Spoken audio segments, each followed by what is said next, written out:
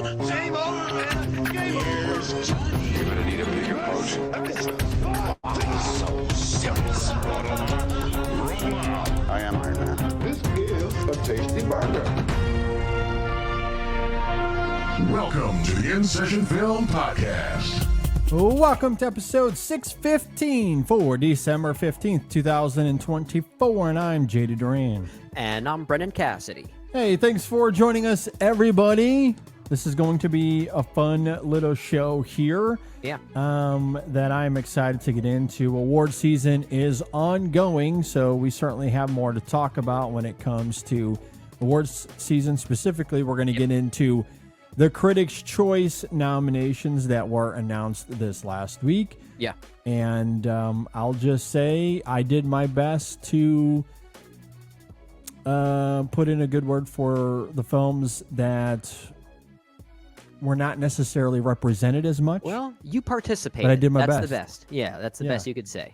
So I did what I could. And because of how Critics' Choice works, I think there was a level of futility perhaps with some of my nominations because everything is going to be a little top heavy. Sure. But I knew that there was going to be films, performances, individual craft work that was always going to be nominated. Yeah. So I wanted to try to throw a bone to those that I didn't think would necessarily get in. Or it might be a little bit of a struggle to get in. So look, I did my part. Imagine if enough people had that same mentality for the same pick, whatever that pick might be, and all of a sudden we see it get recognized. It's kind of a neat thing to say. Then you were finally part of that possible movement there. And there were some interesting nominations, which we'll get into. I think there was a lot to it that I did agree with, or at the very least I was okay with. Yeah. But similarly to the Globes, there's things that, especially this year, I just cannot wrap my mind around. So we'll talk about it. We'll talk about that. We'll talk about that as we begin each and every week. Let's quickly talk about the parade. Is it on or off? And look, right now, maybe as expected, it's not operating at its most proficient, but I don't think that was necessarily too unexpected, right? So, absolutely. Although I think given a particular movie and a particular quote unquote franchise it belongs in, the parade is definitely not on. We'll simply say that. Definitely not. And we're going to talk about that as well. We're going to talk about the whole Sony Spider-Man universe here in a moment. But yes, Kraven the Hunter is released this last weekend. And have you looked at the numbers? Do you know what they are? Yes. Okay, I was going to play a game. I was going to do a guessing game, but since Brendan I've seen them. knows. I've seen them. So I you don't have to play that game because if you did, I'd just be lying to make it seem like I knew exactly what the hell I was talking about.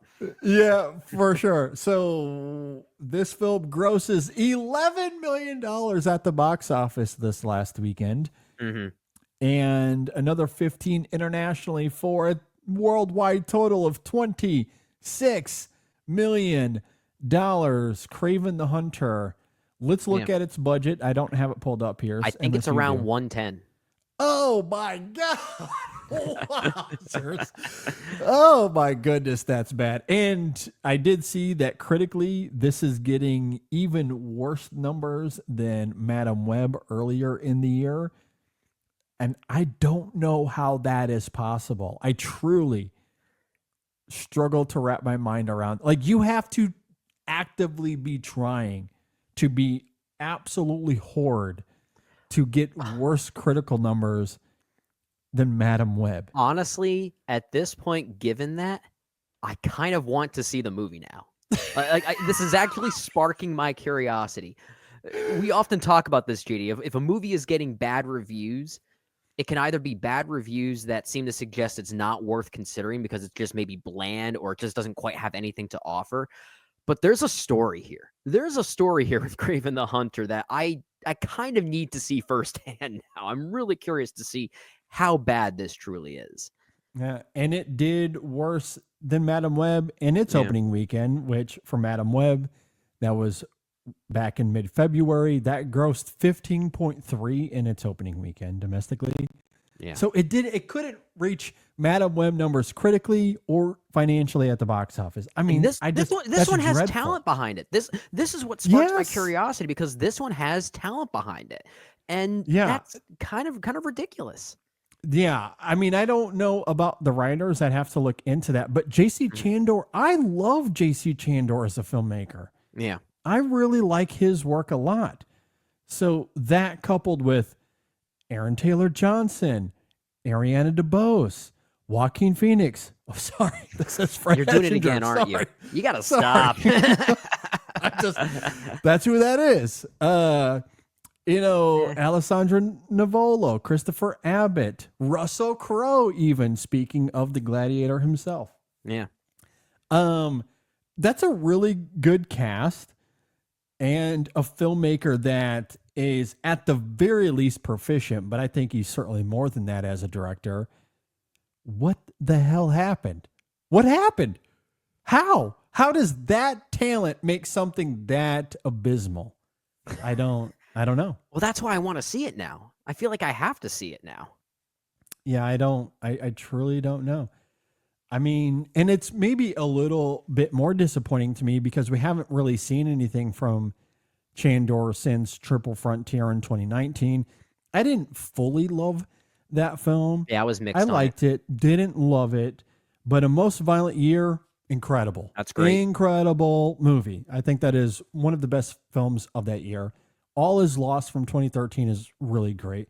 Margin Call I like a lot as well. I mean, those first three I think were incredible works, and then Triple Frontier still effective, if not as good. Yeah, but kind of a How film does that he I felt. follow that up with Craven? Well, it seems like another example of a giant studio system pulling some indie filmmaker that desperately needs something and just chewing them up and spitting them back out. Yeah, because say what you will about Triple Frontier, whether it was a good movie or not, from what I remember, I think that movie was pretty underseen, pretty severely underseen. At least, like, if I think I recall that being rather dumped on Netflix and not really pushed for anything. Yeah. And the movie, I think, is fairly mediocre. I think it has some good qualities in it, but it's certainly his worst film up until that point. And we've seen many studios pull up and coming indie filmmakers and really doing nothing with them, right? And that's apparently what happened here, unfortunately. Yeah, it is really unfortunate. And we're going to talk about Sony and the Spider-Man spin-off universe, if you will. We're going to talk about that more here in just a second. But Sony, as a production company, especially with these movies, a lot of questions. I have a lot of questions. And no that answers. is to say, yes, with no answers. Craven the Hunter does not do well at the box office, as I noted. $11 million in its opening weekend. Now, that was good enough to get you in third place. In first place, you'll never guess this, Moana 2. That brings in another 26.6 after what was the initial drop-off is 63%, if I remember correctly. From yeah, last week. which we talked about being a pretty significant drop. It was a significant drop. It drops another 48% to 26.6. It's obviously going to do well. It's on its way to $1 billion. But I do think because of those percentage drop, I don't think it's going to get to Inside Out 2. Oh, I don't think it is either. I think this is going to be a situation where the word of mouth is just not quite there or not quite strong enough to carry Moana 2 past Inside Out 2 numbers. We're seeing it with those drops, and we're also seeing it just with these total numbers. You haven't gotten to Wicked yet, but Wicked was in second place. They're not too far off, Moana 2 and Wicked this time around, at least regarding the domestic numbers. They're actually kind of close. So it almost seems to suggest that of the two movies, the one that may have more legs, whether it makes more money in totality or not, Wicked has more legs. It has more of that audience following, I feel like. And it maybe seems to be building more progressively when compared to Moana 2. Well, and that's certainly not going to stop because obviously Wicked is in the awards conversation. Exactly. So people do really like it. It has great audience scores as well. It's got the word of mouth. It's in the awards conversation, and there's going to be repeat viewings as a result. Yeah. Now, it doesn't have quite as wide of a base, I would say, as Disney. In terms of Disney, Wicked the musical, clearly beloved. Do not get me wrong. Absolutely. Yeah. But I don't think it compares. I don't think anything. I'm with you. To be perfectly fair, I don't think anything compares to the wide, broad base of Disney. The only thing you can compare Disney to is Disney. Is Disney, exactly. So Wicked is obviously doing well, but that's why the totality, to your point, Wicked isn't grossing nearly as much as Moana 2, and Moana 2 isn't getting the word of mouth, and it's not going to get the repeat viewings because it's not as good. And I think people that are liking it are, they're probably going to enjoy it as a first-time experience. Sure. But it clearly isn't getting the repeat viewings, and that is indicative in the drop of percentages. Yeah. So, yes, it's done 717 worldwide. It's going to be fine. It'll fine. Probably cross a billion when it's all said and done, but it's not going to reach Inside Out 2. No. I think that's pretty much guaranteed at this point. But yet, to your point, Wicked is going to be more in the conversation, and that will continue to be a box office draw for the foreseeable future. For sure. Yeah, definitely see more of a steady hold for that film, just given those circumstances we're talking about. And I'm not sure what the expectations were on The Lord of the Rings, The War of the Rohirrim. I don't know how wide the marketing has been for that. I've seen the trailer at the very least in theaters for months now, so there's been some marketing for it. That one grosses just 4.6 in its opening weekend domestically, worldwide 10.3. Again, I'm not sure what the budget on that was or the expectations. So I don't really have much context to offer to those numbers at the current moment. Yeah, and it's also a pretty long movie from what I understand. It's over 2 hours, right? And that's usually a pretty hard sell for any movie like that, even if it is perhaps directly or indirectly tied to a very beloved trilogy. But it's still not quite the same thing. The draw won't be quite as strong as what maybe you might expect. Yeah, and I'm not sure if we've even had a chance to talk about that film yet. When I first saw it, there was still an embargo. But that's lifted now. That's lifted now, and I'm not sure if we've had an opportunity to even speak to it yet.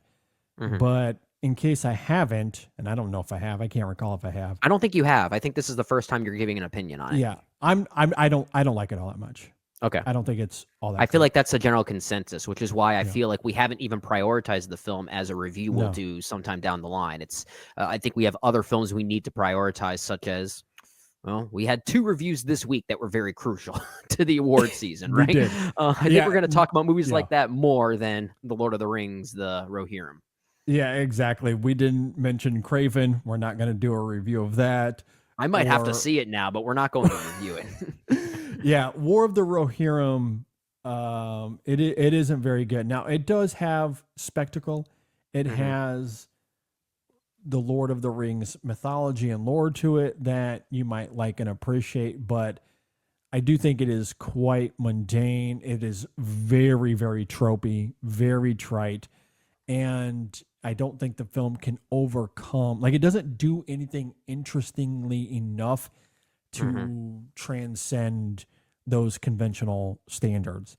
Yeah. And some of the spectacles, some of the characters are interesting.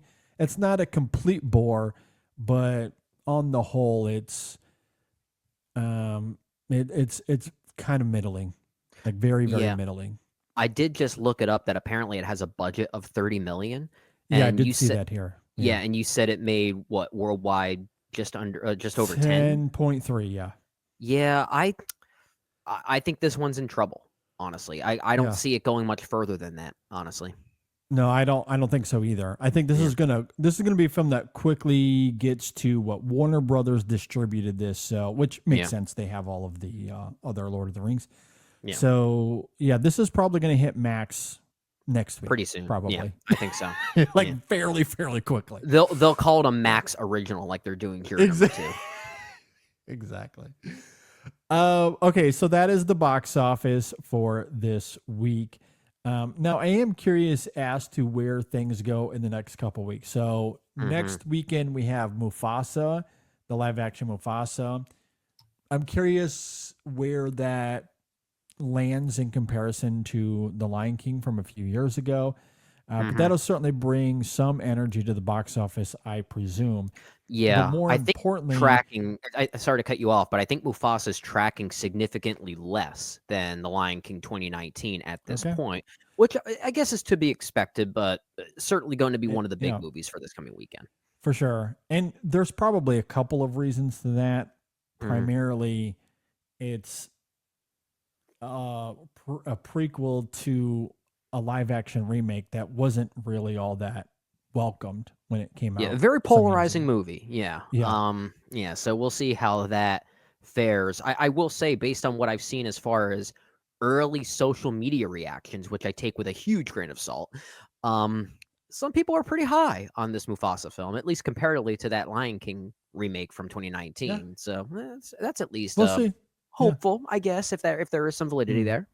Yeah, and if it does surprise, perhaps that will lend to some good word of mouth, which might give it some legs. We'll see. For sure. Yeah. I am really looking forward to Christmas. I don't project the box office being all that stimulated, but when you look at A Complete Unknown, Baby Girl, and Nosferatu, and The Fire Inside, 4 very, very different movies from each other, which is honestly what makes that an interesting quadruple feature. If anyone wants to do all 4 of those in the same day, I mean, this is the new Barbenheimer. 4 very different movies. I mean that honestly, looking at it, I think that would be a fun experience. I have seen all 4, and yeah, I mean. You talk like, yeah, I mean, those are 4 very, very, very different movies, which is why them competing against each other really isn't all that big of a deal. Like, I'm just curious where all of that lands, I guess. Really curious. Yeah, I'm not sure. I'm also curious about this coming weekend because we talked about Mufasa, the Lion King, but Sonic the Hedgehog 3, I think, is going to also have some energy to it because I know that those films do have a fan base. They have a pretty loyal following, so I'm curious to see how that fares, especially with Moana 2 still playing in theaters. Absolutely. All right. Adjacent to that, I want to talk about marketing in Hollywood because there's been some conversation about this. There was a report last week about the Strange Darling distributor suing over box office underperformance. Yeah. It is a really intriguing article that you can go and check out at the Hollywood Reporter. But the short of it is Bob Uri's Magenta Light Productions filed a lawsuit seeking $10 million because it is accusing Spellbinder, the marketing agency that they hired, of failing to contribute its half of the marketing spend of the film. Yeah. And essentially what they're accusing Spellbinder of is really not doing anything, just buying social media followers and buying views on YouTube to make it look like they were doing something when in reality they weren't. All of that is bot traffic. And then taking home the rest of that cash. Yeah. I don't know if that is true, but I will say this. The marketing for Strange Darling did not really show up in my feeds at all. I never saw any marketing for Strange Darling. I only heard about the film through word of mouth, through film critic friends that seemed to enjoy it. There was no tease, no trailer, no banners or anything like that would have suggested this is something I would like to see. I had to be told about this movie. Exactly. I think I might have seen a still image on Twitter. That would have been maybe my only inclination that the film exists. But primarily it was the early reviews. Some were coming forward to say, oh my gosh, this is one of the best surprises of the year. This is one of the better crime thrillers of the year, including our own M.N. Miller. If I'm not mistaken, I think he wrote the review on the website for us, and he was really high on the movie. So there were some champions for the film coming out of that early review stage. That was the only thing I ever heard about it. That's the only way I got the film on my radar at all. I never saw any marketing for this. So when it comes to the lawsuit, what is settled in court, I have no idea. Yeah. But I do think there is perhaps some credence to this because I didn't see any marketing at all. And I am in this space often on social media and on YouTube. Yeah. So one would think I would have seen some sort of promotion for it. Whatever it was. I'm not sure what the production or what the marketing company was trying to do, but And one thing that it does reference, and I was trying to see if I can find the evidence here as we were talking, but apparently I think the article references that in the YouTube space specifically, the actual count for Strange Darling has only maybe 500 subscribers, but it's loaded with comments and views and engagement that only looks like perceived engagement, but it doesn't seem to suggest that people are actually following the film or interested in the film. And that was a huge red flag for them that also added to this lawsuit. It seems as though a lot of people in our circle, JD, and maybe I'm just missing it, but it seems like a lot of people are not really talking about this story. I feel like people are, but it doesn't feel like it's garnering a big conversation. And I think that's unfortunate because I think there's a huge issue here. I think this is whether this is going to be proven truthful or not in court, as you referenced it. The jury's still out on this, right? But it does speak to a larger issue just on the idea of how easy it is to get away with fabrication in the marketing business. And it's something that we notice, it's something that we can easily notice that proper engagement can be fabricated, right? And that's a scary thing. That really is a scary thing. And it's even more unfortunate given the kind of movie that Strange Darling is. It's a movie you and I didn't really go for, but it is one of those movies that has an originality to it that I would have liked to see do better, right? Sure. Because it is the kind of movie that I know would be able to speak to some people that do love movies or even have a curiosity in something kind of new and entertaining. So it really is a botched effort in that regard. And that's so unfortunate looking at the other lens of that.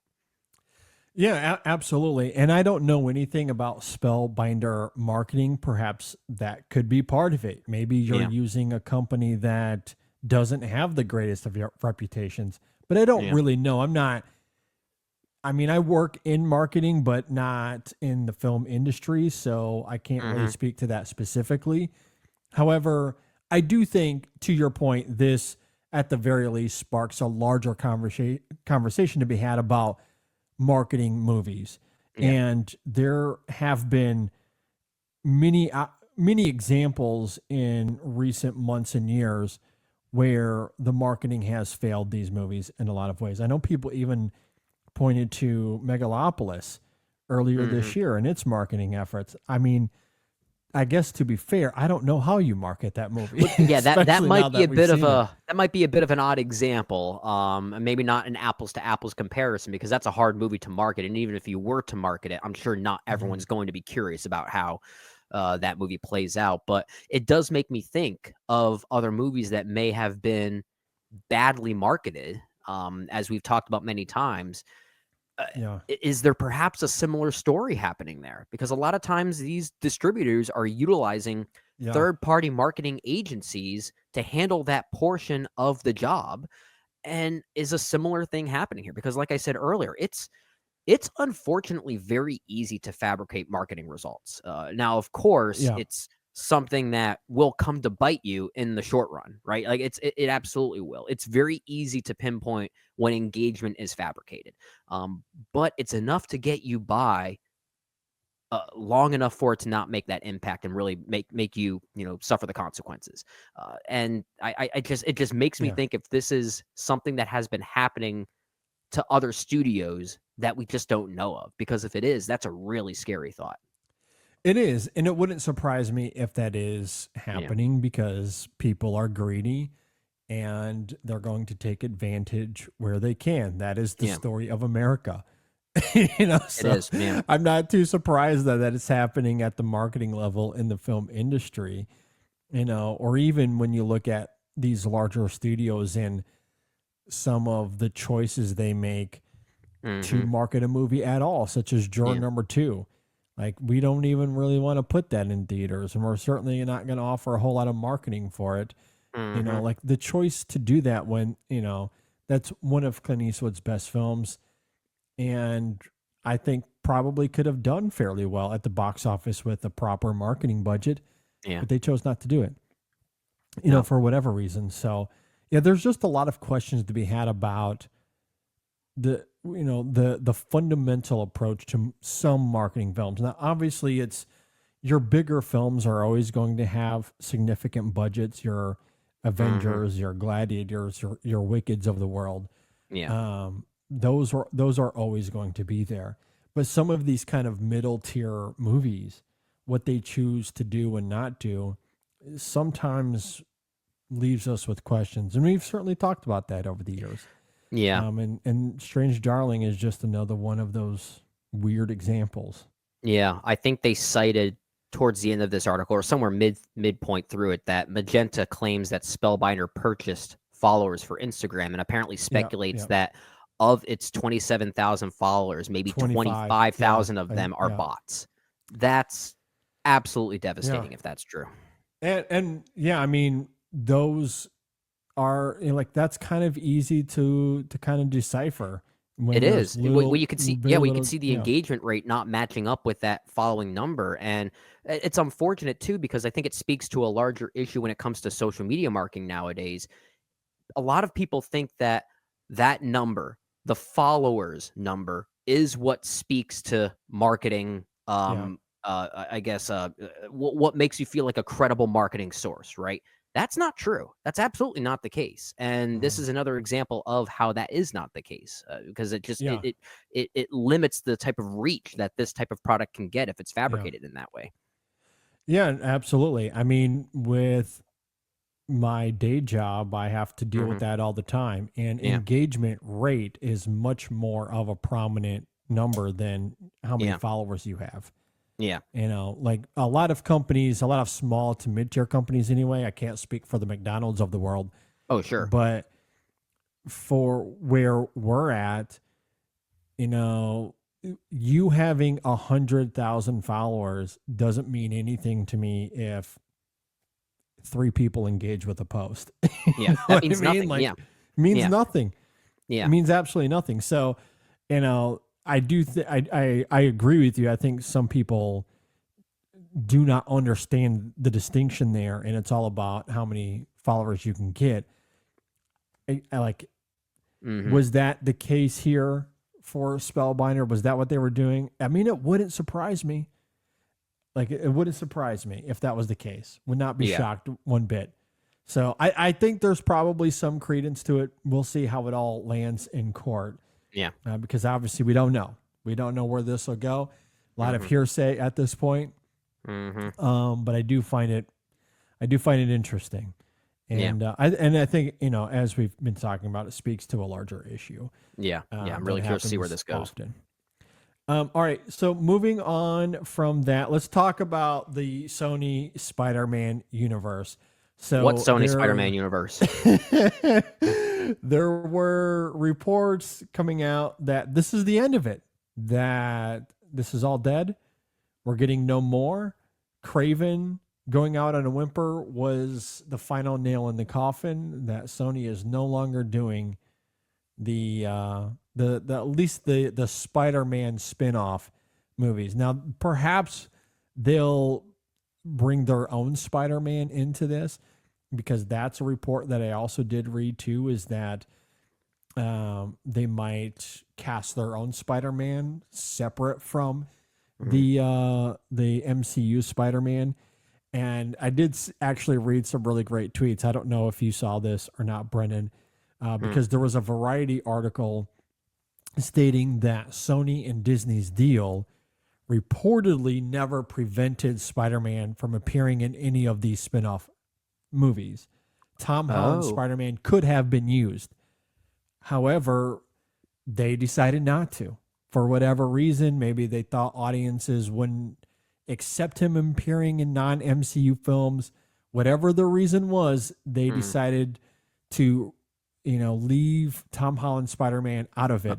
Okay. And that fostered some of the funniest conversation I saw over the weekend, because people were simply saying, like, they were making these really bad movies when they could have had Spider-Man in them simply for the love of the game. Like, they just did not care about making good movies. I feel like that could have made things worse to have Tom Holland appear in these really bad movies. I feel like that could have tainted the brand in a way. So maybe they made the smart call by keeping him distant from that. I don't know if that's the reason they kept him away from these movies, but perhaps it was a lucky accident in the grand scheme of things. Here's the tweet that I was referencing that I think is really great. A lot of respect for Sony. No Disney interference, just making dog shit films for the love of the game. That's so good. That's this whole story is just, my reaction is LOL. That's all I have to say about this is LOL. That's good. Well, and this is sort of emblematic of how Sony has treated the Spider-Man universe over the years, is that Spider-Man is I don't want to call him a moneymaker, because clearly these Spider-Man adjacent movies have not been making money. But he's a well-loved property, Spider-Man is, right? Yeah.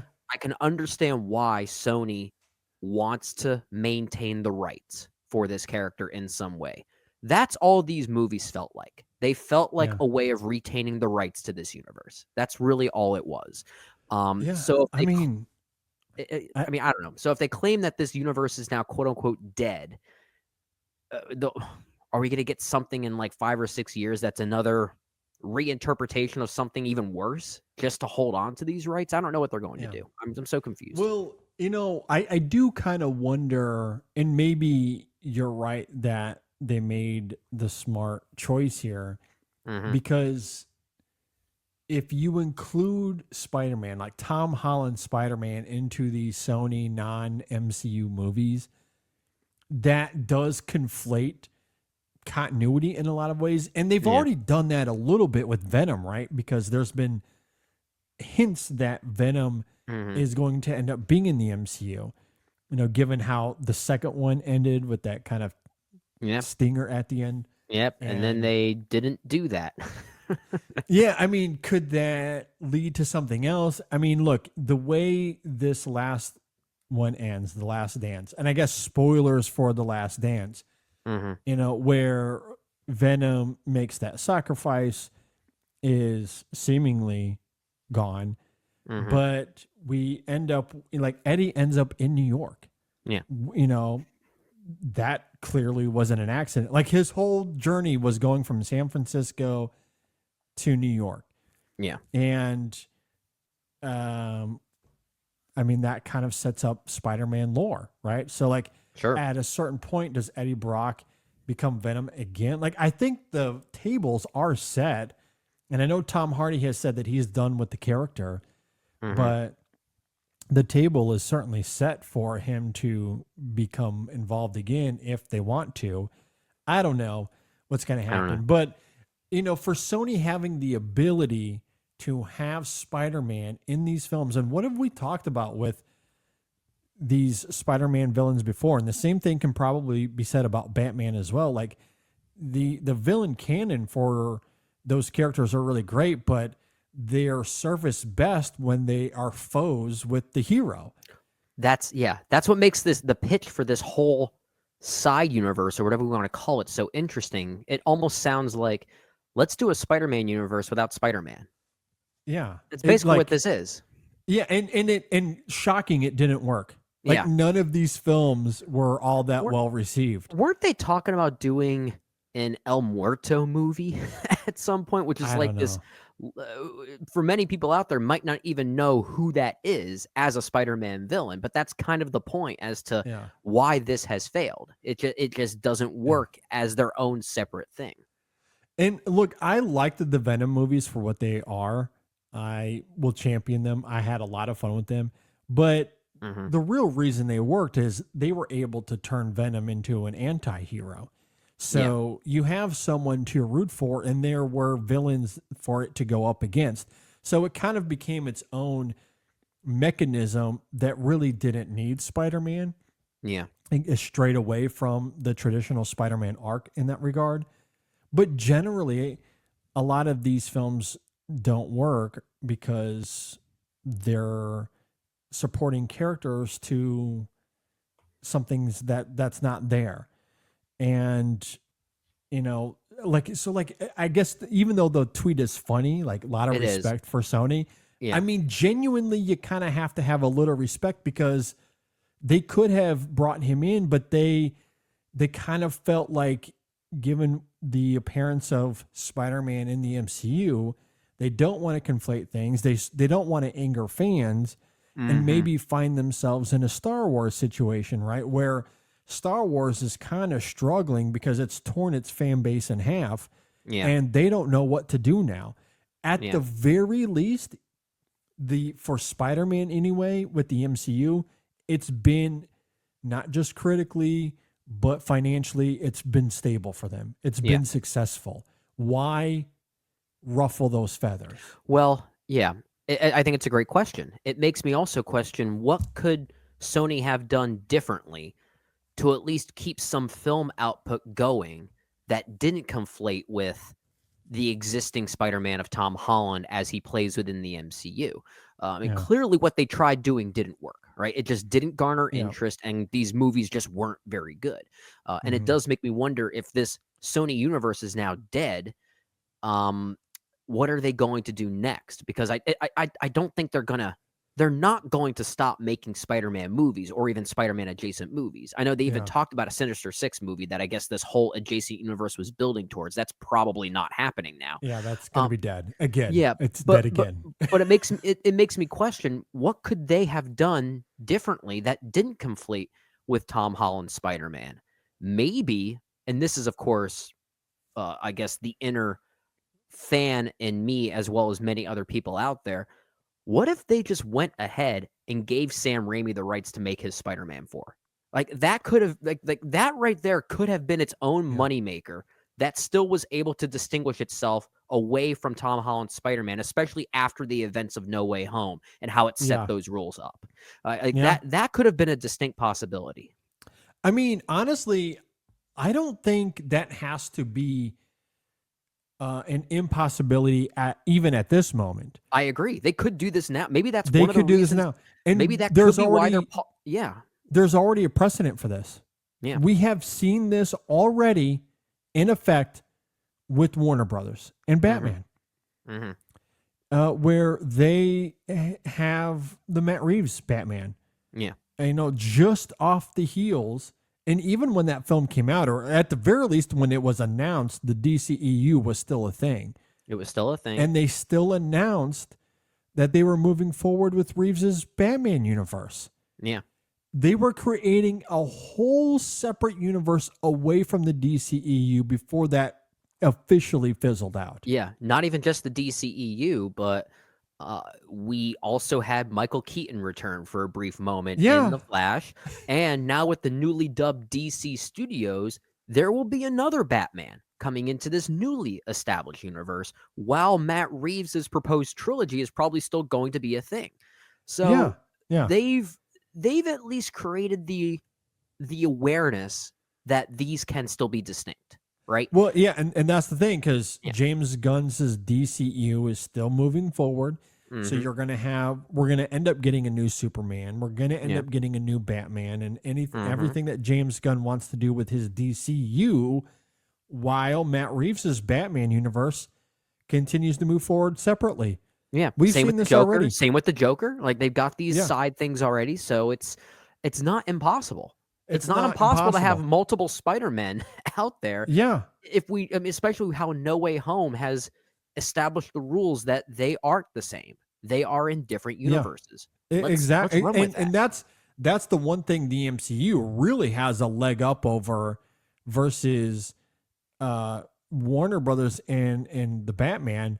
I do kind of love the brazenness that they're like, whatever, Matt Reeves is just a different Batman. And like, it's just a different thing altogether.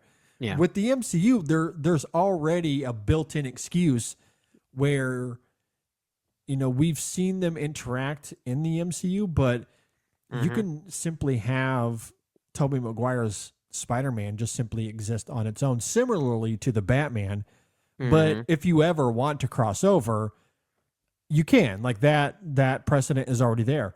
Or if Andrew Garfield wants to come back and Well, I was do just a going to third film. say, if hypothetically speaking, now that this Spider-Man adjacent Sony universe is now dead, if in a few months or maybe even a year, Sony announces that their next 2 Spider-Man films are Sam Raimi's Spider-Man 3 and Mark Webb's Amazing Spider-Man 3, or I should say Spider-Man 4, and then Mark yeah. Webb's Spider-Man 3, if those are the next 2 movies, I don't think that's confusing. I don't think so either. Yeah, And I honestly, think that can I work. think it would be welcomed given the response to No Way Home. Yeah.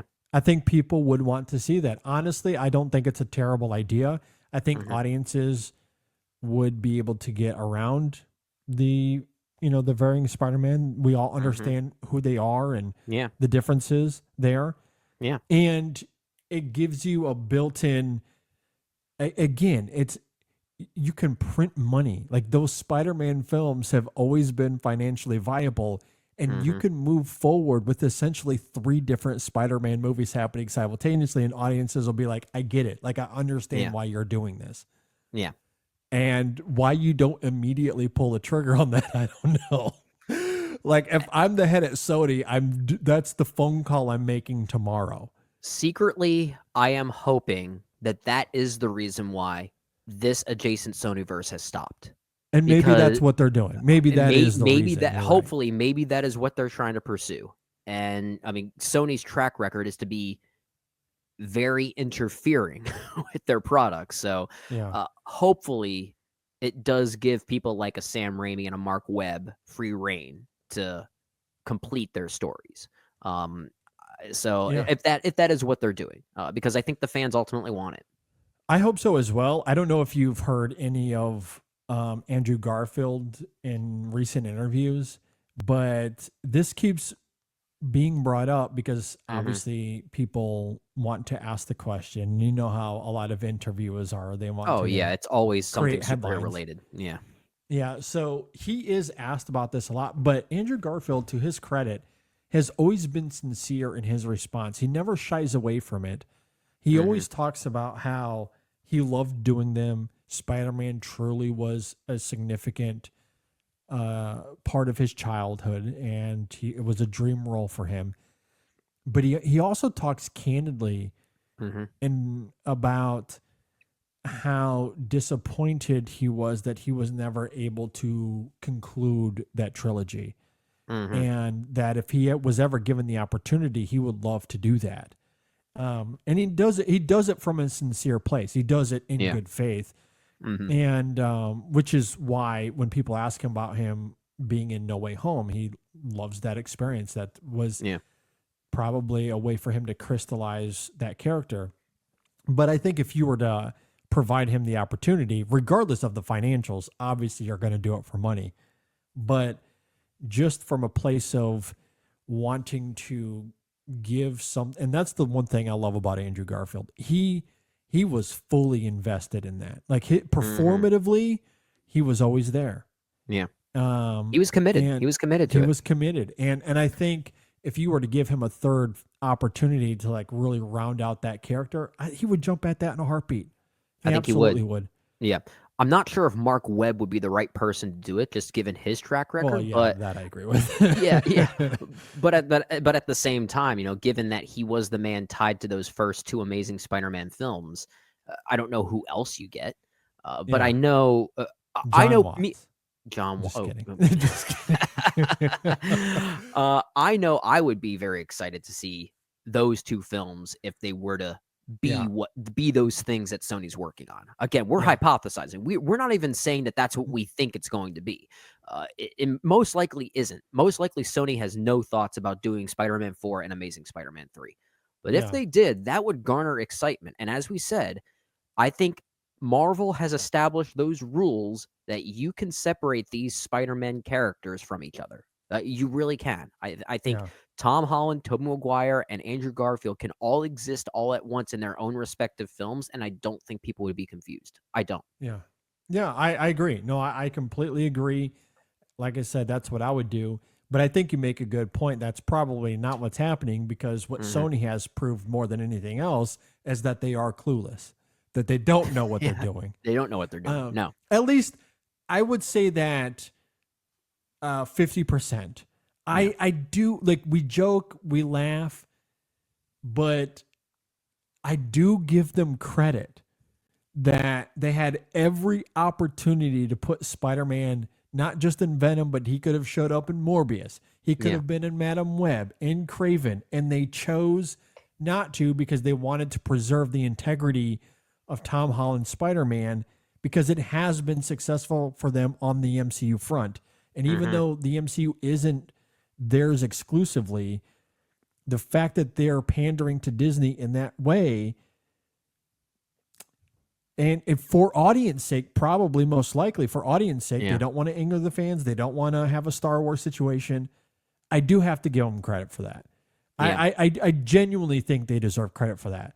They don't deserve credit for much, but I'll give them credit for that. If I were to speculate what I think they're actually going to do, Sony specifically, I think they're obviously putting a pause on these movies because they're clearly not working. I think that's pretty self-explanatory, right? Yeah. Now, of course, we know a Spider-Man 4 is happening for the MCU. Dustin Daniel Cretton's directing it. Tom Holland's returning. And, of course, Tom Holland will probably have some resurgence in Avengers Doomsday, right? That's probably going to happen. We are of the opinion that once Avengers Doomsday comes out, the MCU is going to hit some type of reset button. Right? Yes. Whatever phases come after that is going to be some type of new introduction, a new trajectory, a more streamlined universe, right? Perhaps Sony is waiting for that to play out so they can get Tom Holland back for their own movies. And perhaps. I think that's a more realistic possibility. But I don't know. I wouldn't be surprised if that's the direction they're going. Yeah, I think that is, reasonable. Like, that makes a lot of sense. I could see that being the case. I do think right now taking a pause, because as much credit as I give to them leaving the MCU alone, it's clear that with the spinoff universe that it wasn't working out. They had miscalculated. And I think even in that Variety report, I think I do remember reading that Venom presented some sort of false security because that did well. And maybe that's because Venom, of the spinoff villain characters, that's probably the most popular. Yeah. And it's Tom Hardy. That might have something to do with it. But that one did well. And I think that gave Sony some sort of false sense of security. And, the other films that they kept greenlighting for whatever reason, that just didn't work out. So I think them pulling the plug on it, that makes a lot of sense. Do I have any sort of faith as to what they're going to do moving forward? Not really. No. That's why I said this whole story is kind of a giant LOL, right? It's kind of a giant, and that's why ultimately it still is pretty funny. It is. Like, the irony is, it is amazing. I give them credit, but it is very, very funny. And I don't know. I don't know what to make of it, because this isn't the first time they have failed in this regard, especially regarding the Sinister Six. Remember, going back to the Amazing Spider-Man 2, that's what they were building toward. They had teased that at the end of that film. They are obsessed with the Sinister Six. They want to make it. They want to make it. I know they do. And I know we keep jokingly referring to this Sonyverse with a giant LOL, but in reality, we do feel bad for those that had to be involved in this process, right? Talented people, talented actors, talented filmmakers that just got the short end of the stick. We talked about this a lot when we reviewed Madam Web earlier this year, how bad we felt for its director, S.J. Clarkson, because clearly that was not the product of a filmmaker at all. And to see potentially talented people pigeonholed like that or held back like that is a very unfortunate thing, and we do feel bad. So it is funny in the grand scheme of things, but we also pity those that had to be involved in it. Yeah, and there is some sort of barrier.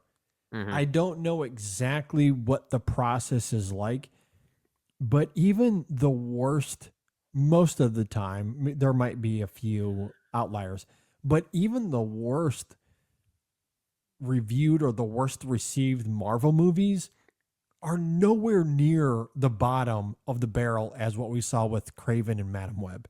Right. And you know, Morbius as well, and that whole disaster. Like they brought Mhm. Morbius back into theaters because of a false social media claim.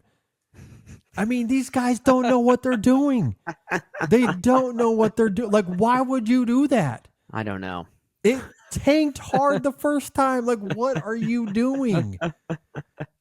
And then Madam Web and Craven come out, and those are what, like less than 10% on Rotten Tomatoes.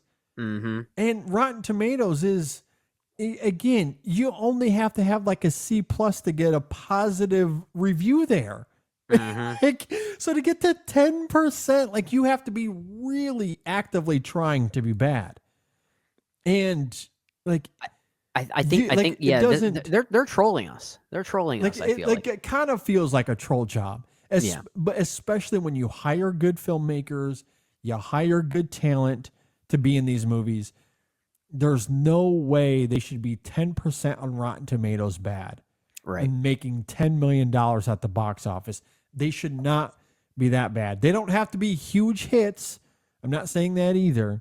Mm-hmm. But you're fundamentally doing something really wrong when it's this much of a disaster for 3 films. The Venom films are obviously, they did well there, but Morbius, Madam Web, and Craven, I mean, what are you doing? Venom was, like you said earlier, making him an anti-hero. Venom was the right kind of character for this type of side universe. Clearly, these other 3, Craven, Madam Web, Morbius, they were really just there to fill in the gaps. That's really all it was. Yeah. Yeah. It is. I don't even. I'm lost. I'm lost for words now. Like it's just been a nightmare. Secretly I'm glad it's done. Secretly praying for Spider-Man 4, Amazing Spider-Man 3, Sam Raimi, Mark Webb, Let's do Andrew it. Garfield, Tobey Maguire. I don't see why they don't run with it. Them being Sony, that's a huge possible hit, and the actors have talked about that. So there's an outlet Let's there. greenlight it. Let's do it. Yeah. All right, Brendan. Let's talk about coffee. I love coffee. I know you Same. do as well. It's necessary in is life. The source that keeps us going each and every single day, and we all need it. It's what keeps us alive. Honestly, it's what keeps us alive. Yeah. And look, if you're going to drink coffee, you might as well drink good coffee. You don't need to drink Absolutely. bad coffee where it requires you to put in a bunch of sugar and chocolate and caramel and other nonsense. That stuff is good on ice cream. You don't need it in your coffee. Okay? You know, that is what is great about Coffee Cult, because they source specialty grade coffee that has natural flavors that you can taste in the coffee, such as chocolate. You think about the Sumatra coffee. It's really, really good. Like there are really incredible notes of chocolate in the Sumatra. Yeah. One of my favorites is the Holiday Blend that is currently available right now. Yep. And that's Had a some this coffee morning. that has great notes, and not just chocolate, but also caramel and other great notes as well. There are coffees that are more on the fruity side of things. If you want like coffees that have notes of blueberries and orange and cherry, they have that as well. And these are natural flavors in the all coffee. derived from those cocoa beans as a natural ingredient there. And Coffee Cult beautifully understands that the making of coffee really is an art form. It absolutely is. It is. Yeah, it is from the growing process, which is why they work with the farms really closely, because it begins there. There's all different kinds of processes to get these flavors in the coffee, because again, it's all natural. So they work with the farms to ensure that those processes are being done ethically and done in the right way. Yep. And then the roasting side of it is very specific as well. They really go out of their way to make sure this coffee is the very best that you can buy. So go check it out. Coffeecult.com. That's coffee with a K, cult with a K. Coffeecult.com. At checkout, use our code ISF and you'll get 15% off at checkout. Again, that code is ISF24, ISF24. Use that code at checkout and you'll get 15% off. And we thank Coffee Cult for their support. All right, let's talk about the InSession Film Store. Let's talk about t-shirts. Let's talk about swag. Got lots of swag. Mugs, lots of swag with our logo on it. Stickers. Yeah, so at the InSession Film Store, we have a lot of great designs up there that you can go and check out. Some of it is just our basic logo, but even I have designs up there with our logo, let's say in the Star Wars font. Yeah. We have it up there in other styles as well, like in the Barbie style. Barbie. I was just going to say Barbie. That's one of my favorites. Yeah. I tried Dune. Warner Brothers didn't like that as much. Of course they didn't. I understand why, but still. They struck us down. Nice to have. Yeah, it would have been nice to have. Would have been nice to have. Of all companies, Disney has not yelled at us for having the Star Wars font. You would think they might like money. You think they would? They do. Yeah. But we have, we got Women in Session up there. We got Chasing the Gold. I have an awards Stop Turning Art into Sports t-shirt if you want to go check that out. Still think my favorite is probably the Midnight Special shirt that you put together the some months ago. Special. We got a Rival as well. And we have a couple of new shirts up there as well. I'm not wearing it currently, but we have a new t-shirt that has a phrase from the Cameron Crowe film, Almost Famous, from Lester Bangs. Yep. And the only true currency in this bankrupt world is what you share with someone else when you're uncool. I got that shirt. I've actually posted it on my social medias if you want to go and check it out. I had some really great comments about it. So it's a great shirt. I hope people go and check it out. We got a new one. I got this one out. I wanted to kind of test this one out. So I got this. This is one of our latest ones as well. So go to the store at InSessionFilm.com. You can go to InSessionFilm.com/store or go to TeePublic directly at TeePublic.com/stores/InSessionFilm. Again, that is TeePublic.com/stores/InSessionFilm. They got a lot of great holiday deals going on right now. So you can get t-shirts right now for $16. Absolutely. So you can go and check all that out there. And all different designs, styles too. Yeah, different like different fabrics of t-shirts. You can get them in sweatshirts as well. Yeah, various designs you can pick from. Yeah, and you can get them in mugs. You can get them in stickers, magnets, whatever you want. So they have a bunch of other stuff up there, but t-shirts is the main thing. Absolutely. And it really helps support us out. So go and check it out. If you have an idea for a design, hit me up. I would love to look into that as well. So. Thank you for your support.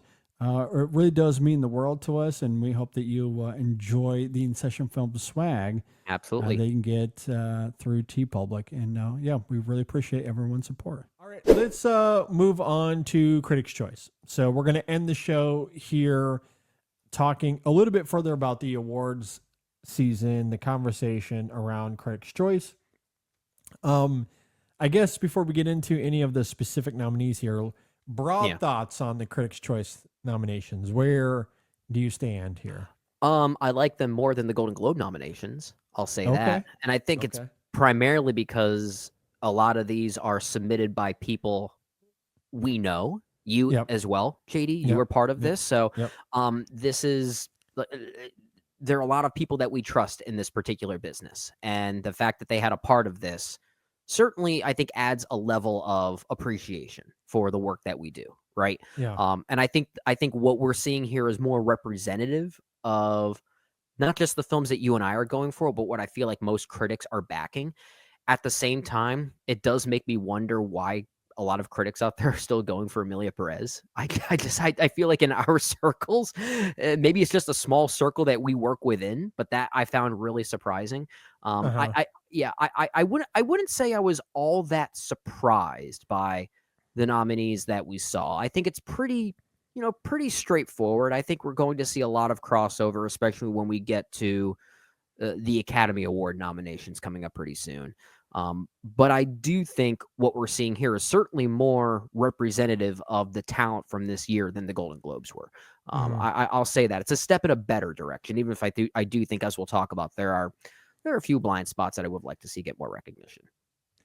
Yeah, I am mostly happy with how this turned out. Again, there are certainly some outliers in some of these categories, but on the whole, given where the awards race is, I don't mind a lot of where this landed.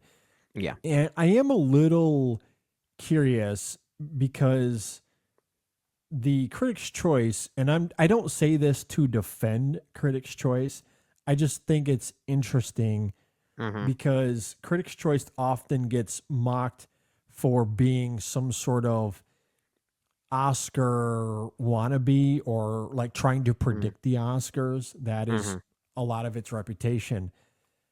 However, a lot of what I see here is the same at Golden Globes. It's a lot of what I've seen with the Critics Guilds as well. So I don't understand why Critics' Choice is some sort of poster child to make fun of when it comes to Oscar predicting. Well, I think it's because there are a lot of critic outlets out there that also work as Oscar predictors of sorts, which is fine. That like we like those outlets being there and having that kind of following and doing that kind of interesting, almost analytical work. I think that's a fascinating subset of film criticism nowadays. But perhaps because there are a lot of film critic groups or film critic outlets out there that also do that, it's easy to pigeonhole the Critics' Choice nominees as doing that just simply because of that name by association, right? And I mean, that maybe it's just as simple as that. I do wish that we had a little bit more personality. I don't necessarily disagree with that sentiment, but Critics' Choice is far from being the only one that is acting as some sort of predicting contest to the Oscars. I agree. So I do kind of fail to understand that a little bit, but perhaps someone can enlighten me. Maybe there's further context that I am unaware of. I don't know. But I will say this, and I have noted this on a couple of shows as well. Like, I certainly did my best. Like, for example, for Best Picture, I did throw in I Saw the TV Glow as a nominee. I threw in Furiosa as well as one of my nominations. Now, neither of those landed, but I was doing my part. Hey, I did my part. If they ended up landing, then you could have a better story to tell. You were part of that. Would have been fun, right? Yeah, it would have been fun. I mean, when you look at Best Picture, is it a little boring to the awards conversation? Sure, but again, I really like a lot of these films. Honora is great. The Brutalist, Conclave, Dune Part 2, Nickel Boys getting in, which was a film that I voted for as well. Sing Sing, I really like. The Substance, I really like as well. So yeah, there are a few here that I don't care for, but given where the awards conversation is, I don't mind the list on the whole as far as Best Picture goes. Yeah. And then you look at something like Best Actor, really like this a lot as well.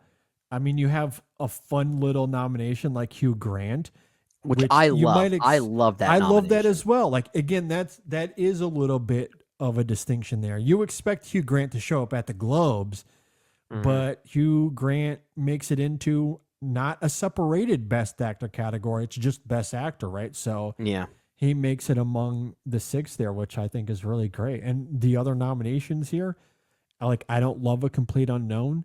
We'll probably get to a review of that here shortly. I do think Chalamet is one of the better aspects of that film. The material doesn't really give him a whole lot to do, but I think he's really good at bringing out that assholery in Bob Dylan. He's great at that, which I really do appreciate. So, again, a list here that I don't mind at all. Yeah, I don't mind it either. I guess to speak to the overarching list of nominees in every category, with an outlet like the Critics' Choice nominations, you would hope to see a little bit, maybe more surprises, like a Hugh Grant for Heretic, because oftentimes we as film critics like to look at what we think is not objectively, but what we think are truly among the best performances, best scripts, best forms of directing. We like to find the best in any category, regardless of what genre they sit in, right? And the Academy especially tends to be a bit biased when it comes to genre representation.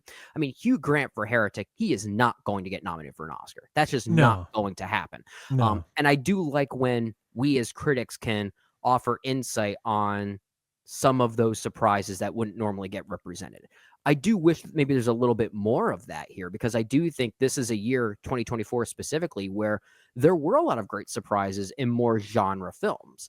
And if anything, these nominees here only seem to suggest what we've been saying a lot this year, right, JD? That this year, 2024 specifically, I'm not saying it's a weak year for awards films specifically, but it does seem to be a bit less impactful by comparison to some of the past years that we've had on this show. No, and I agree. think this represents that as well.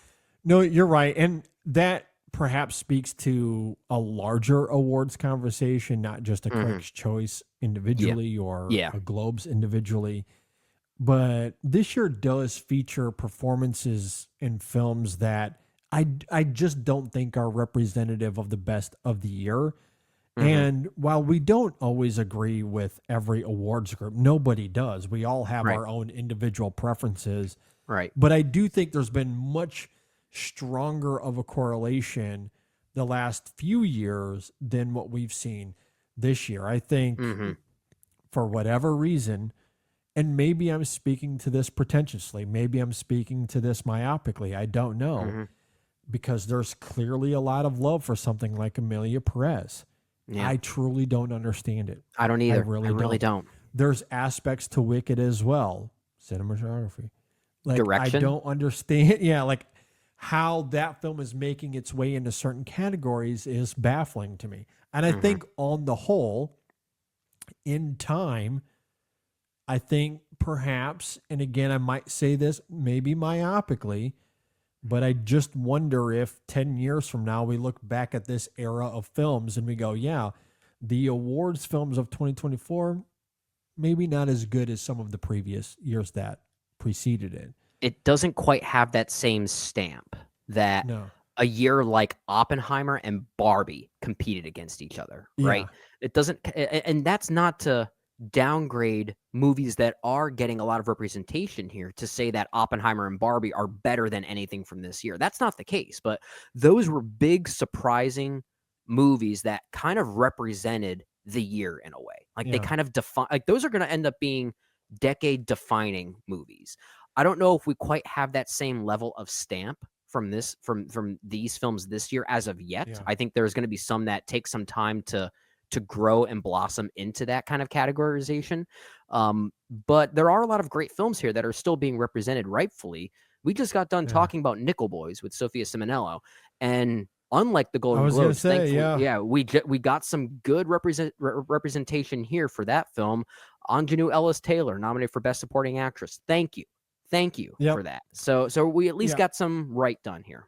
Yeah, I was just about to say, in each of the acting categories, there's one performance or one nomination I can look to and go, that one isn't necessarily unique, but I'm glad that it's here because it's been hit or miss as far as the season goes. We just talked about Hugh Grant, Heretic, that making it into Best Actor is really great. Anjanou Ellis-Taylor for Supporting Actress. That was a part of the conversation we had with Sophia at the, near the end of that whole review. We were talking about why is she not in the awards conversation more? It's crazy to me that it feels like she's on the outside looking in when she should be leading that category. Now, there's reasons, political reasons why she's not. And again, maybe that's a separate conversation. But I'm glad that, she does make it in here for Critics' Choice. And actress, I look at Marianne Jean-Baptiste. I've looked at that performance, and she's missed in other areas. Like she doesn't make it in the Globes, for example. She hasn't made it into some other critics groups as well. Like it's been hit or miss as far as the season goes. But that's another one of those I look at and go, how is she not a lock? Yeah. This needs to be an absolute lock of a nomination. And that for me in supporting actor is Clarence Macklin. Yeah. Now, Macklin is certainly in the conversation, but again, I don't know if he's as much of a lock like Yeah, he's kind of Harry wavering in Culkin, and out for of example. it. Yeah, he's wavering. Yeah. Like if I was to tell you that of the 5 that CCA nominated here, Macklin is the one that misses, would you be that surprised? No. No, right? Because you'd have Yuri Borisov, Karen Culkin, Edward Norton, Guy Pearce, Denzel Washington. That feels like the Oscar 5 in a lot of ways. I think that is the Oscar 5. I'm willing to bet money on might be that. the Oscar 5. So if Macklin is the 6th, on the outside looking in, again, like we have him here. So like Jean-Baptiste Macklin, Ellis Taylor, like I love that in each one of these categories we do have one of those that's wavering. And part of that is, okay, there's an opportunity here because there's 6 nominations, so that could be part of it. But I'm glad that we, at the very least, have those recognized here. And as far as, best young actor or actress, which is a fun category I like that we do. Yeah. I love that we have Maisie Stella from My Old Ass. That just absolutely made me happy to see here. Isaac Wang, loved seeing him show up here as well. Zoe Ziegler from Janet Planet. Oh my God. That's a great nomination. I thought people forgot about that movie. Yeah, absolutely love that. Lila Brown from Furiosa. Yeah, I mean, I really like that category as well. Really like that category. Yeah. Yeah. Yeah, And then I'm with you. And I like how that category showcases that a lot of these great movies that you and I love, that many critics love, they're not forgotten, but sadly they might be forgotten by the time we get to the really important awards later on. Not just this year, but early next year. I love that Alila Brown is nominated for Furiosa because she is, in many ways, she is the lead of that movie. She's more Furiosa than Anya Taylor-Joy for most of it. It's kind of surprising. I know. I love that she's there as well. And she's really, really great. So, I do really dig that a lot. My only, I guess, pushback with the acting categories, at least that I can think of here off the cuff, no Sebastian Stan. Yeah, that's unfortunate. That kind of made me a little upset. Well, especially since he was nominated twice at the Globes. Yeah, twice at the Globes, and we didn't nominate him at all. And for transparency, I did have him as number 1 on my ballot for A Different Man. So again, I tried. A Different Man largely overlooked completely for these nominees, right? Especially considering, we could talk about how great Sebastian Stan is in that movie, but as we talked about in that review that we did some weeks ago, maybe even a month ago at this point, the script for A Different Man is one of the best scripts of the year. I know. I don't understand how that film is being overlooked. I truly do not. I mean, I guess maybe I can understand it in some ways because it's not conventional and there's a lot to it that you really have to wrestle with. It's tonally, it's maybe a very interesting of it all. Movie. I don't know. As far as acting goes, one other one I'll mention because again, for supporting actor, I threw in Chris Hemsworth. I knew that was probably going to be a throwaway nom. Don't care. I'm doing my part, okay? I'm doing my part. But Fernanda Torres for I'm Still Here, had to represent that one. And unfortunately, that one misses as well. That review of ours got some pretty good traction on Twitter the other day. Yeah. Oh my gosh, it's done very, very well. Yeah. Yeah, it's been crazy. I'm starting to think we should do more. I'm starting to think we should specialize in foreign language films for our reviews going forward. They seem to get the best hits. We do get a lot of good feedback on them a lot of the time. Yeah. So director is a little bit interesting, right? Because we end up with 8 nominees here. I was going to ask you, is that normal? I don't think so. I don't recall us having 8 nominees in the past. So. But I think part of it could be the way that we are asked to vote. So outside of picture, when it comes to the rest of these, we only submit 3 nominees per category. So it's going to be a little top heavy in that regard. And my guess is based off of the math, they couldn't just stop at 6. They probably had ties that's what I'm thinking. That added 2 more nominees. Yeah. That's probably what happened. And that's just the nature of how the math works, I think, given the structure of the voting. So we end up with 8. And look, that includes Ramel Ross. If he's one of the tied, like if he doesn't get in without that structure, then I guess I have to live with it because I like that Ramel Ross is nominated here. He's also nominated for adapted screenplay, so at least we know that the critics didn't forget about this movie. Yeah, we didn't forget about him, which I really do like. Now, again, it's a little bit of a double-edged sword because as much as I love that he's in there for director, there are 2 nominees here that, again, I just don't agree with. But I'm guessing those 2 are Jacques Audiard for Amelie Perez and John M. Chu for Wicked. Yeah. And look, I like Jacques Audiard a lot. I don't want to get it twisted. I love him as a filmmaker. Yeah. But I just don't think Amelia Perez is his best work. It's certainly not the best of this year. John M. Chu, perhaps a fine filmmaker. I don't hate Wicked. I don't. I enjoyed Wicked for what it is. I just don't think it's an awards contender. That's all. I'm with you. But like I enjoyed it. Like I'll sit there and watch it with my wife who loves it. And like the play, like I did see the stage show some years ago, and I loved it. I love the Broadway play. The power of the original musical and the story it tells, I think, is doing a lot of the heavy lifting to carry this movie alongside Cynthia Erivo. I was going to say, the performances are very good. I was going to say, if there is anything that I can understand being quote unquote awards worthy, it's the 2 of them.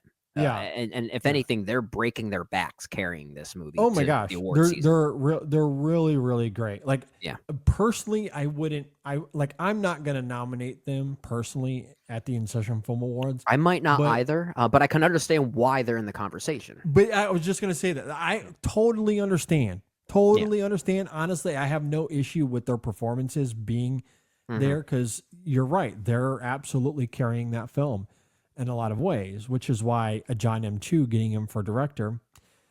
I personally can't wrap my mind around it, but clearly there are a lot of other people do because he's nominated here. So it is what it is. But I think on the whole, a little mixed on that category, I guess. But look, Denis is in there. Correlate Farja for The Substance. Love that. Brady Corbet. Sean Baker, I always love Sean Baker. I'm not going to be mad at that either. So as far as the screenplay categories, I don't know if I have any other thoughts aside from what you noted about Nickel Boys. I love that got in here. The rest of these, okay. I think it's it's pretty reflective of everything we've been seeing up until this point. This is one of those awards years where the awards pool of movies definitely seems to be much smaller than before. Because a lot of the movies that we're seeing nominated for Best Picture and Best Director, and even many of the acting categories, are also still trickling in to the screenplay categories, right? Yeah. We're seeing a lot of crossover there. And I personally prefer awards years when it's more unpredictable, when we'll see movies nominated for screenplay that maybe only get screenplay nominations. We sometimes see that. That's always very interesting and kind of fun, but it seems to suggest that the pool is very small this year. Because it's a very typical set of scripting nominations here, all mostly worthy scripts. But again, movies like Anora, The Brutalist, The Substance, Nickel Boys, these are all garnering nominations in other major categories. There's a lot of crossover here. Yeah, for sure. And when it comes to some of the below the line categories, I don't know if I have too much to speak to on those. Aside from, and ironically, given that we just talked about this, I do love that A Different Man does make it into best makeup in hair. Yeah.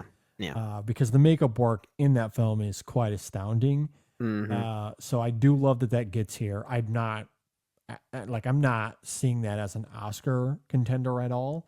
Yeah, I would love to be wrong, but it's one of those I need to see to believe kind of things. But again, one of those, because we have 6 slots here, I'm glad that it's able to make it in.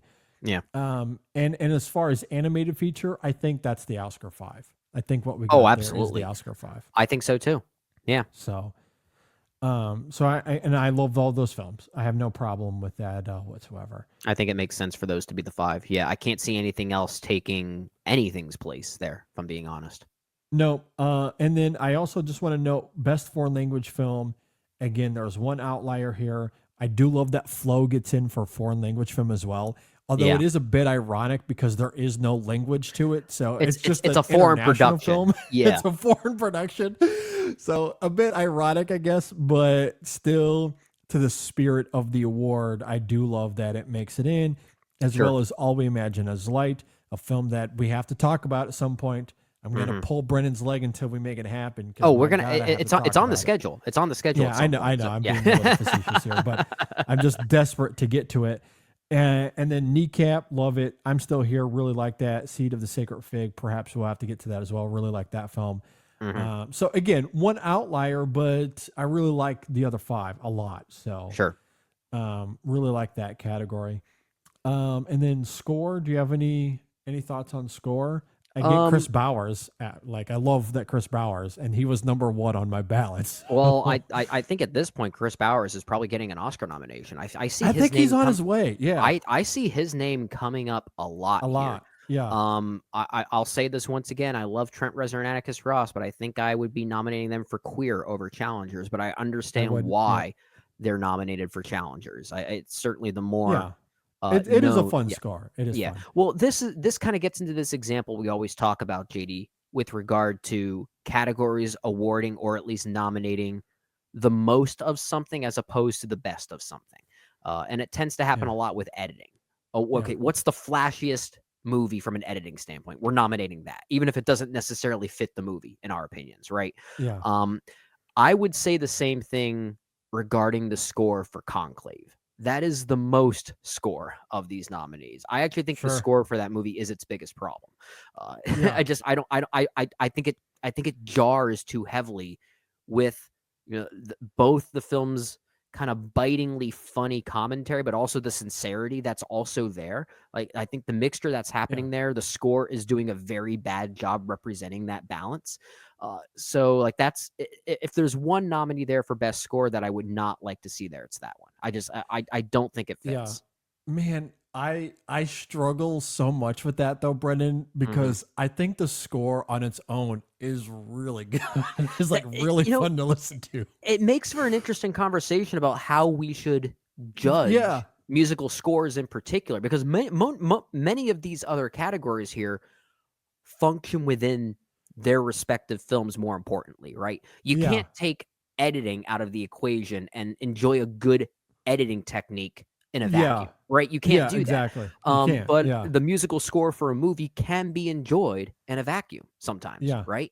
So the question is that enough to justify a nomination if it's good on its own terms, or does it still have to fit the movie? And I think it's a fair question in both directions. No, and that's the thing, right? Because when it comes, like, the only thing you can really do is like music and I guess stills. Like you can look at an image from a movie in a vacuum. Sure. And that is honestly one of the things that is frustrating about modern film discourse, especially when it comes to something like the visual language of a film.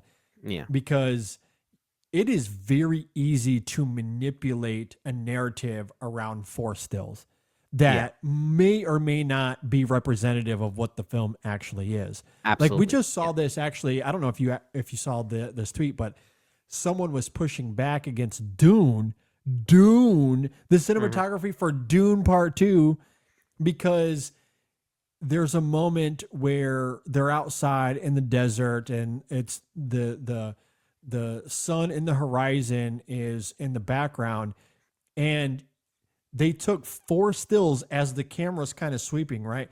So they took 4 stills of the sun in the background to make it look as if that film was shot like Wicked, and be like, ooh, why is no one talking about this? Like, it is utterly ridiculous. Like, utterly ridiculous. Like you said, it's very easy to fabricate a narrative. It really is. That's all they're doing. It's because, and again, how many times do I have to say this? Stop turning art into sports. Perhaps ironic given the segment we're in. Let's just get rid of all award shows. We don't need them anymore. This is a byproduct of turning art into sports. And again, I don't know if this person is a sports enthusiast as well. Maybe they are. Maybe that's where they get this from. I don't know. But this behavior is what I see in sports all the time, where you're manipulating numbers to create a narrative to be like, my team is good. Sure. My team isn't as bad as you think it is. And here's some manipulated, fabricated numbers to make my case. Yeah. This happens in sports talk all the time. And here we are in the art world doing the exact exact same thing. The difference with that in the sports world is that you have actual stats to back up that type of conversation, right? When it comes to this Dune example, those aren't stats. That's not a stat. So it kind of completely defeats the whole purpose of that. And it's a bad faith argument because they're doing is trying to create discourse because they want to protect their team. They want to protect their team, their rooting interest. That's all this is. It's utterly ridiculous. It is nonsense. Please stop.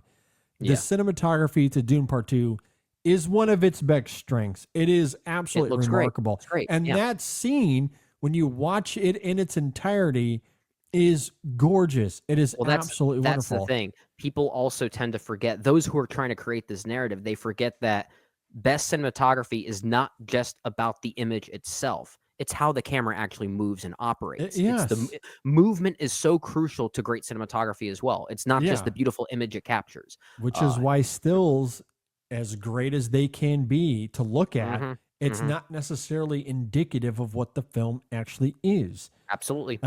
They can be, but that is to say, they can be enjoyed in a vacuum, though. That was ultimately the point I was trying to make, as well as score.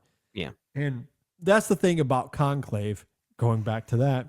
Yeah. I mean, I'll be honest, Brendan, if we're just talking about the scores, it is one of my favorites of the year. I might even put it in a 5 if we're just talking about the music on its own terms. Yeah, you're talking about the album, right? Not the movie. The album. But I agree with you in the film. For me personally, it is a massive hindrance to the, maybe not massive, but it certainly is a hindrance to the film. I'm with you. Yeah. And like, I really like the film on the whole. It's not that distracting, but it is enough that I don't think it works in context of the film, the music that is. But outside of the film, I listen to it all the time. I enjoy it a lot. It's an interesting thing. Yeah. It is. So to your point, it's one of the best albums of the year. Not one of the Exactly. It's one of the best albums of the year. I don't know, how do we judge that?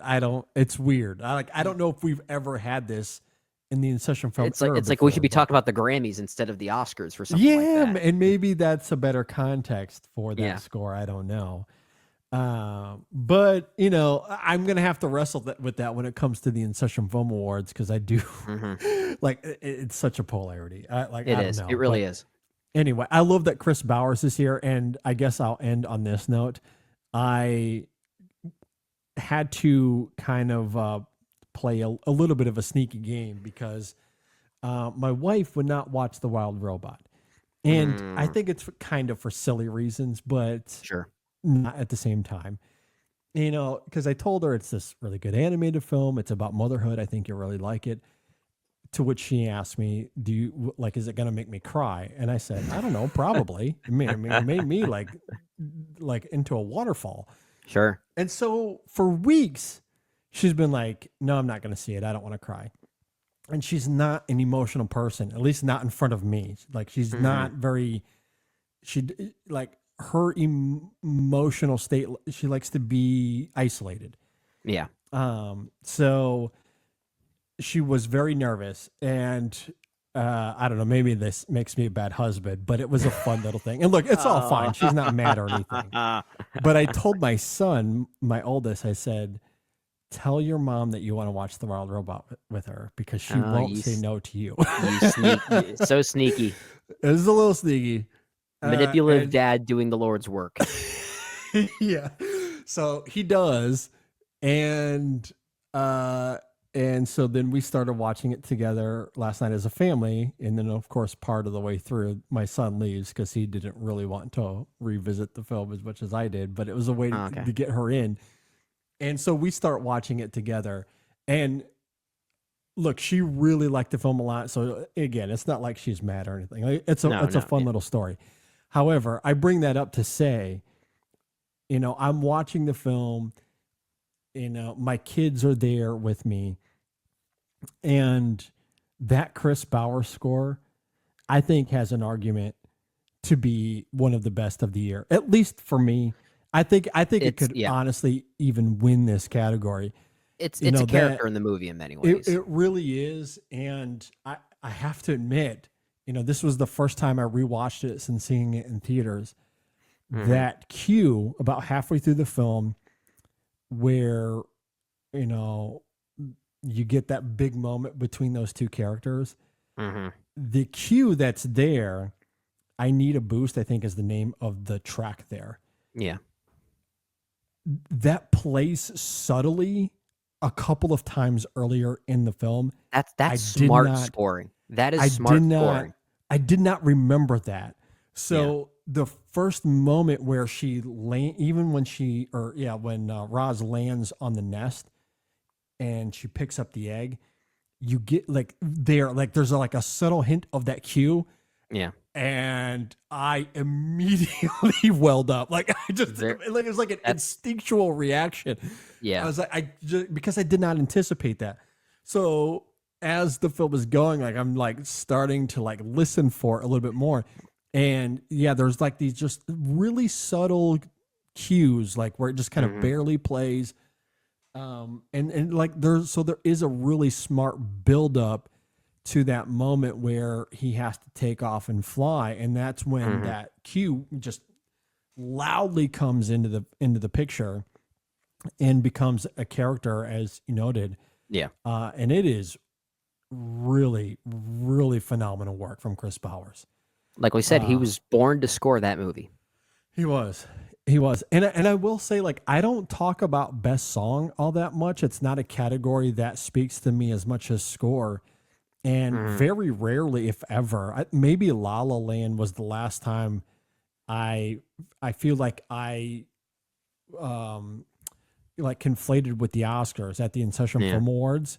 I don't really pick best original songs as it relates to the Oscars. It's very, very rare. But Kiss the Sky might be one of those films that kind of breaks the trend. And honestly, I loved it in the moment the first time I saw it. It was just a really great sequence, but I was more in tune with the characters and the storytelling and the emotional buildup that I didn't really think too much about the song all that much.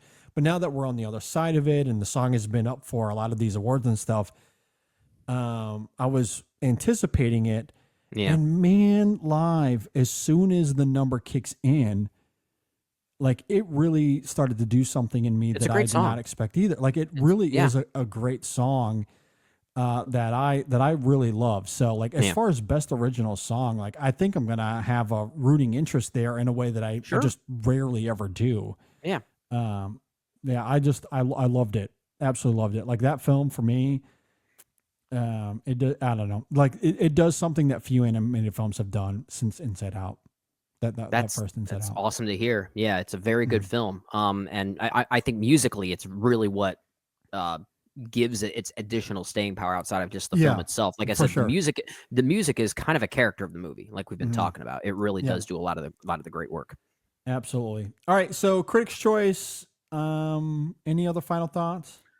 I think we've covered it for the most part. That's a good question. I don't think so. I didn't see any jarring nominations that I guess would have either concerned me or made me want to, root for them. It's like I said, it's pretty straightforward. I will say, I guess I have to finally watch September 5 because that's still getting some recognition around here. That's one I admittedly have not seen yet. But seeing that pop up quite a bit too. Yeah, that is the definition of it's fine. It's fine. That's why I haven't Fine. prioritized it, because I've been hearing a lot of critics in our circle, at least, say that. So of course there are others I want to push ahead of it. So that one might come. That's one that might even come at the 0 hour right before our award show even airs. It could be one of those last minute ones.